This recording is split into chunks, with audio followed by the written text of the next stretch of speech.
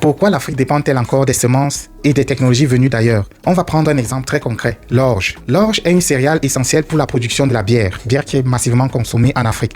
Elle pousse idéalement dans les températures comprises entre 10 et 18 degrés. Ces conditions se retrouvent surtout en Europe, donc en Amérique du Nord et dans certaines parties d'Asie. En Afrique subsaharienne, ces températures sont rares.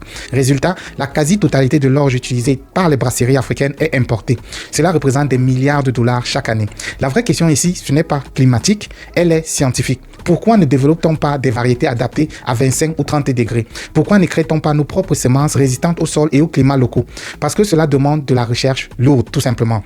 Aujourd'hui, l'Afrique représente moins de 1% des dépenses mondiales en recherche agricole, alors qu'elle regroupe environ 17% de la production mondiale. Dans beaucoup de pays africains, les dépenses totales en recherche et développement dépassent rarement 0,5% du PIB. En Corée du Sud, on est au-dessus de 4, en Israël autour de 5. Pour faire une explication simple ici, le PIB d'Israël tourne autour de 540 milliards de dollars, ce qui veut dire que 5% d'investissement dans l'agriculture équivalent à environ 27 milliards de dollars. Dans un pays comme le Sénégal, qui a un PIB qui tourne autour de 32 milliards, investir 0,5%, ça équivaut à seulement 160 millions de dollars. En gros, Israël investit environ 170 fois ce que le Sénégal investit dans l'agriculture. Cet écart est tout simplement immense. Et ce retard scientifique a des conséquences très concrètes. Plus de 70% des semences commerciales utilisées en Afrique sont importées ou issues de programmes internationaux. Des engrais sont massivement importés. Peut-on vraiment savoir d'ailleurs ce qu'il y a dedans? Je pose juste la question.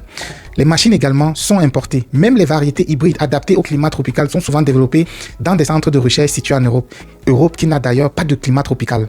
Ce n'est pas simplement une question d'achat, c'est une question de dépendance stratégique. Quand vous ne contrôlez pas la génétique de vos cultures, vous ne contrôlez pas vos rendements. Quand vous ne maîtrisez pas la recherche sur les sols, vous subissez les variations climatiques. Quand vous ne développez pas vos propres technologies agricoles, vous payez la technologie des autres. Et ce retard ne se limite pas aux semences. Il touche aussi la cartographie même des sols. Il touche la data agricole. Il touche l'intelligence artificielle appliquée au rendement. Il touche à la robotique agricole. Et bien évidemment à l'optimisation de la fertilisation qui correspond à chaque sol. Pendant que certaines régions du monde utilisent donc des capteurs pour mesurer l'humidité du sol en temps réel, beaucoup d'exploitations africaines restent dépendantes de méthodes du Moyen-Âge. Ce n'est pas une critique, c'est un constat structurel.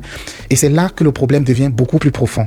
Même si demain même, on améliore les semences, même si on investit davantage dans la recherche, peut-on vraiment devenir une puissance agricole avec des systèmes agricoles fragmentés, dispersés, peu coordonnés à l'échelle continentale?